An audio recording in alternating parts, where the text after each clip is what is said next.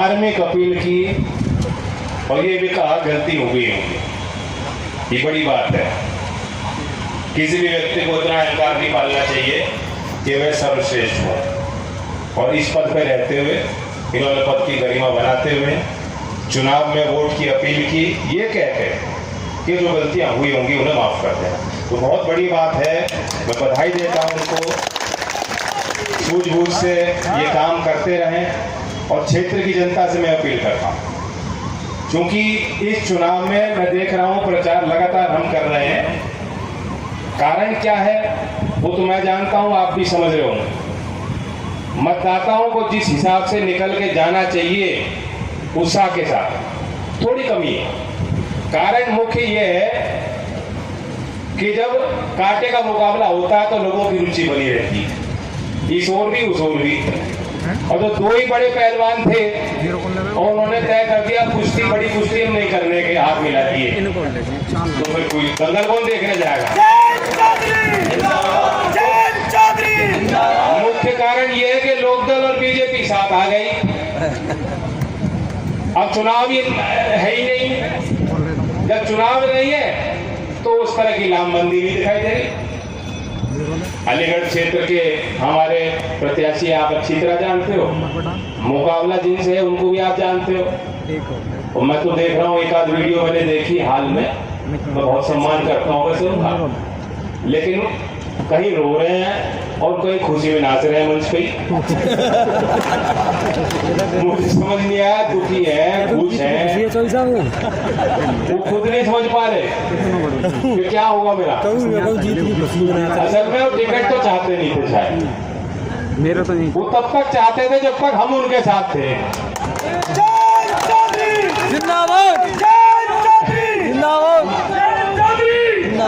Money मन, चूंकि उन्हें मालूम है जब मैं भी वहां था तो मैंने ही कहा था इनको लड़ा देना।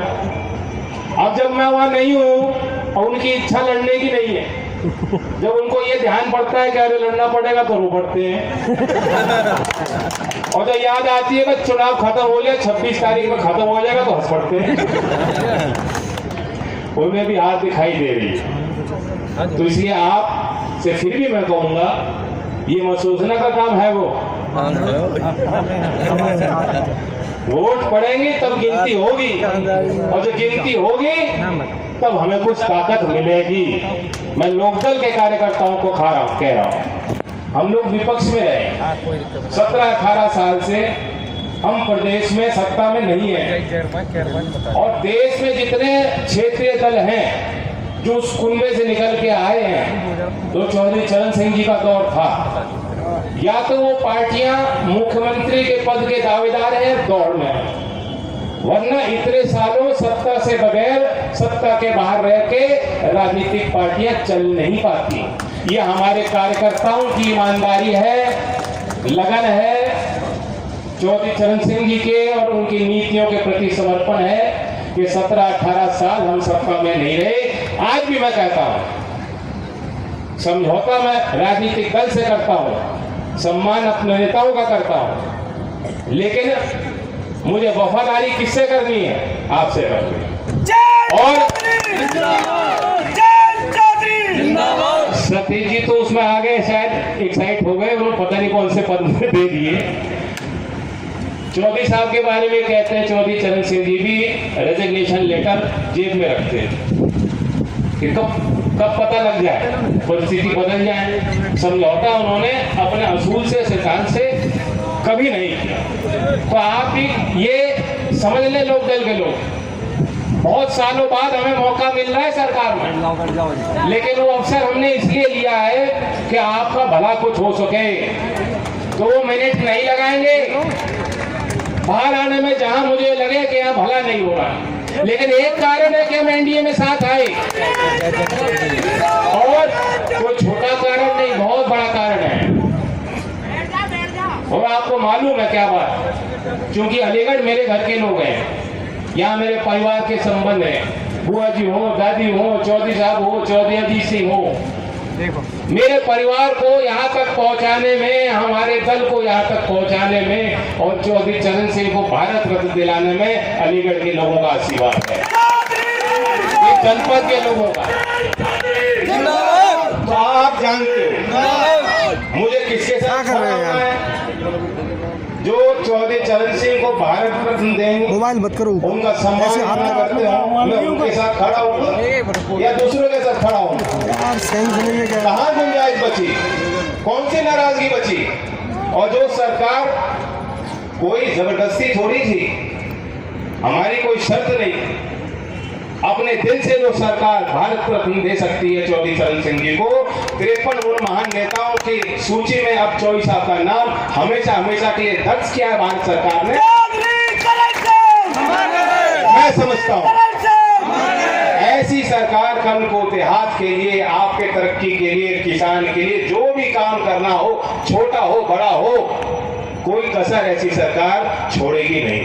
और इस भावना को समझते हुए हम एनडीए में आए कि कुछ बेहतर काम किसानों के लिए हो जाए। मैं ये मानता हूँ किसान का हक है कि जो मेहनत किसान करता है उसको वाजिब मूल्य मिलना चाहिए। और एमएसपी के सवाल पे हमारा मत है, और एनडीए की तरफ से मैं कह सकता हूँ, बीजेपी का भी इसमें मैनिफेस्टो आ चुका कि लगातार लागत के अनुरूप, लागत के हिसाब से लाभकारी मूल्य दिलाने के लिए एमएसपी में बढ़ोतरी होती रही है, होती रहेगी। इसके अलावा मैं समझता हूं कि मंडियों का निर्माण हो, जो गांव में छोटी मंडियों की व्यवस्था, गांव में हाट की व्यवस्थाएं हैं, उन्हें जो है पक्का करा के वहां सुविधाएं दिलाई जाएं। और भारत सरकार पहले ही कह चुकी है, 2018 से योजना चल रही है कि देश में 22,000 ग्रामीण हाट विकसित किए जाएंगे, जहां पे होलसेल और रिटेल दोनों का व्यापार हो, ताकि किसान को बेहतर विकल्प मिले। दूसरा पहलू है कि भाव बेहतर कैसे मिल सकता है? ग्राहक कुछ भाव देता है, किसान मजबूरी में किसी भाव में बेचते हैं। जो बीच की कड़ियां हैं, खाद्य प्रसंस्करण जो उद्योग है, ड्राई करके फ्रीज ड्राई कर दिया, पैकेज कर दिया, ब्रांड कर दिया और फिर आगे बेचा, जब तक उन कड़ियों में किसान की भागीदारी नहीं बढ़ेगी, आप सोचो सिर्फ फसल पैदा करके हमने बेच दी और हमें वाजिब मूल्य मिल जाएगा, बहुत कठिन है। किसी भी सरकार के लिए वो दिलाना कठिन है, जब तक उन कड़ियों में किसान की, काश्तकार की भागीदारी हम सुनिश्चित नहीं करेंगे। और इसमें निजी व्यापार का, निजी उद्योग का बहुत बड़ा योगदान होगा।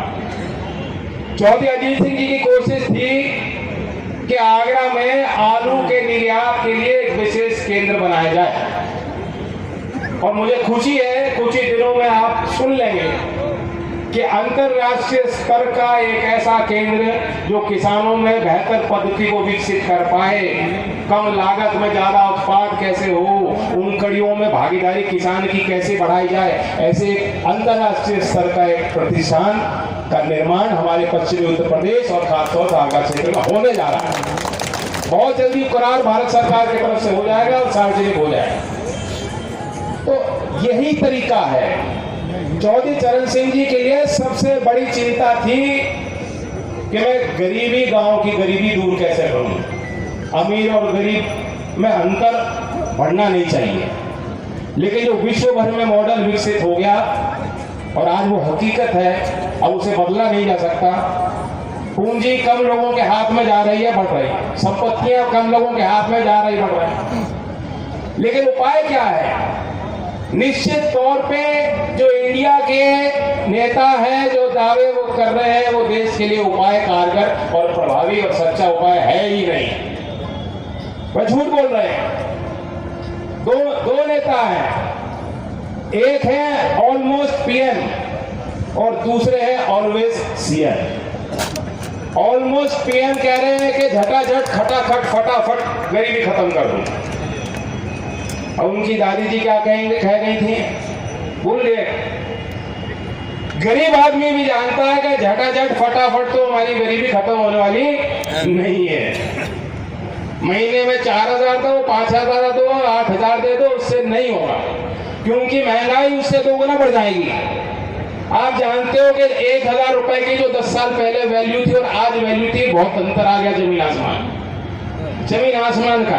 क्रय शक्ति बढ़ाओ, स्वावलंबी बनाओ, सामाजिक सुरक्षा भी दो, और मैं दावे के साथ कह सकता हूं कि भारत सरकार ने 5-10 साल में ये अच्छा काम किया है।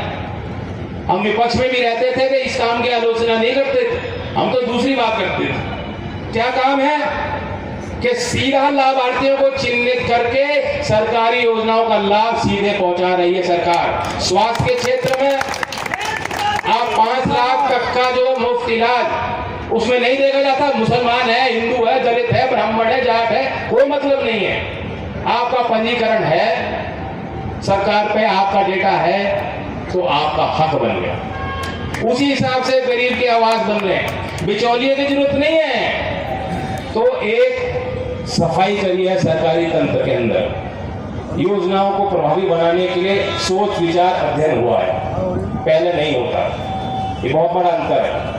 और सबसे बड़ी चुनौती है कि दिल्ली में बैठ के अच्छी योजना बन जाती है, आपको वंचित रखा जाता है, गरीब आदमी को जानकारी नहीं हो। सबसे बड़ी चुनौती है। एक और उपाय जो भारत सरकार ने किया है, मेरी मातृशक्ति बैठी कम संख्या में आई, लेकिन ये सीधा आपसे जुड़ा हुआ उपाय है कि समूह बनाओ, संगठन बनाओ। आज सेल्फ हेल्प ग्रुप, और उसमें अधिकतर महिलाएं हैं जो अपने आप को संगठित करती हैं, अपनी पूंजी जोड़ती हैं, सरकार उनको सुविधा देती है, पंजीकृत होके उनके बाद उनको सहायता अनुदान मिलता है, और वो तय करती है हमें क्या करना है। कभी कभी पैसे जोड़ के जो छोटे खर्चे होते हैं, लोन लेना होता है, वो बैंक लोन नहीं देता, महिलाओं उनके पास जाती है, मेंबर बनती हैं, सदस्य बनती हैं समूह के, और उनको पैसा मिल जाता है घर के खर्चे निकाल। कि उनकी स्वावलंबी बनाना, आप ताली बजा रही, उनमें से कोई नहीं बजा रहा, ये भी नहीं चाहते। ये और मैं बताऊं अलीगढ़ में कितने सेल्फ हेल्प ग्रुप हैं, कितने हैं स्वयं सेवा के जो समूह है, बहुत ज्यादा है। 6,000 5,000 माफ कीजिएगा 5,059 है ग्रामीण क्षेत्र में। NRLM की वेबसाइट पे पढ़े लिखे नौजवान आप लोग हो, जाके देख सकते हो। जो राष्ट्रीय ग्रामीण आजीविका मिशन अभियान है, उसकी वेबसाइट पे जाके देखना, अलीगढ़ डिस्ट्रिक्ट वाइज जानकारी है। 5,059 सेल्फ हेल्प ग्रुप यहाँ कार्यरत हैं, और उसमें 1,62,661 सदस्य हैं, महिलाएं। उसमें बड़ी संख्या बिलो पॉवर्टी लाइन की महिलाएं हैं, गरीब परिवार की महिलाएं हैं। मैं पूछना चाहता हूं, आज से पहले किसी सरकार ने इन सेल्फ हेल्प ग्रुप के लिए कुछ कहा था, कुछ वादा किया था, या करने की कोई ठानी थी? आज ये सरकार कह रही है कि लखपति बनाएंगे। मतलब अलीगढ़ की ही 1,62,661 जो सदस्य हैं, वह लखपति बनने जा रहे हैं, ये वादा है। इसलिए वोट निकलनी चाहिए। और किसान के लिए भी काम हो, कुटीर उद्योग के क्षेत्र में काम हो। आज उत्तर प्रदेश स्टार्टअप की जो स्कीम्स हैं, कुटीर उद्योग MSME के जो यूनिट हैं, जब आकलन पूरे देश का होता है कि कौन सा राज्य अच्छा कर रहा है, तरक्की कर रहा है, आज पहले 3 राज्यों की संख्या में उत्तर प्रदेश का नाम अब आने लगा है। और उसका कारण ये है कि अब लोग मान रहे हैं कि सरकार की बेवजह अनहेंग दखलंदाजी नहीं होगी, भ्रष्टाचार नहीं होगा, कानून व्यवस्था में थाने में जाके किसके खिलाफ रिपोर्ट लिखनी, किसको छोड़ना, ये कुर्ताधारी लोग, नेता, बड़े नेता लोग जो भौंस जमाते हैं, गरीब पे गबन करना चाहते हैं, ऐसे लोग, उनकी एंट्री थाने में बंद हो गई। ये है कारण। जहाँ पक्षपात नहीं होगा तो आप अपने काम खुद कर लोगे, आपको क्या जरूरत है किसी? यहाँ क्षेत्र के लोगों को जरूरत नहीं है, लोगों की इन्हें कोई जरूरत नहीं, खुद इंडिपेंडेंट है, मजबूत इलाका है पश्चिमी उत्तर प्रदेश का इलाका। तो इसलिए आप अपनी राजनीति मजबूत करो। मैंने ये अलायंस इसलिए किया है, लोकदल को भी ताकत देनी है, और यहाँ हमारा सिंबल दोनों क्षेत्र में, अनूप जी तो कह रहे थे कि मैं पुराना हूँ हाँ, पार्टी में पदाधिकारी भी रहे हैं। और मैं बताऊँ ये भी कारण मैं इंडिया में क्यों आया। मुझे लोग मिलने आते थे बहुत, क्या जी हम आपके ही हैं, क्या मेरे हो अच्छा, पार्टी में तो सक्रिय नहीं। कन्नड़ा जी हम भाजपा में हैं, वैसे हैं आपके ही। मैं सोचा ये मेरे काम तो आ नहीं रहे, वो मेरे ही हैं, हो सकता है यही सही हो। अब इन पे कोई बहाना तो नहीं बच रहा। अब एक मंच पे आ गए अनूप, अब इन पे कोई बहाना नहीं है, वरना कहते हैं हम आपके लेके सामने नहीं आ सकते।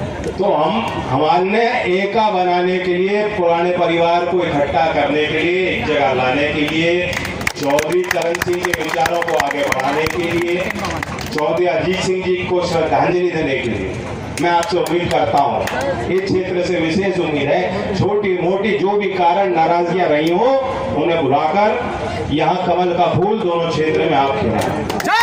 और याद रखना, जब खिलेगा कमल का फूल, क्योंकि नल और कमल में अच्छा तो बंदी है, तो खिलेगा कमल बढ़ेगा नल, खिलेगा कमल बढ़ेगा नल। यहाँ नल चलने वाला नहीं, बकायदा चलेगा नल नहीं है, यहाँ नल नहीं, वो आगे रह रहे। अभी आपको कमल का फूल ढूंढना है। इस क्षेत्र में, अलीगढ़ के पार्लियामेंट्री क्षेत्र में दूसरे खाने पे है, ईवीएम मशीन में जाके दूसरे खाने पे नाम, इनका चेहरा, इनकी तस्वीर चेक करके कमल का फूल देके धाड़ बटन दबाना। और हाथरस में तो आप पहले नंबर पे हैं, ये है ही पहले नंबर पे, तो पहले नंबर से पहले भी पहुंचा दो। धन्यवाद। जय जय।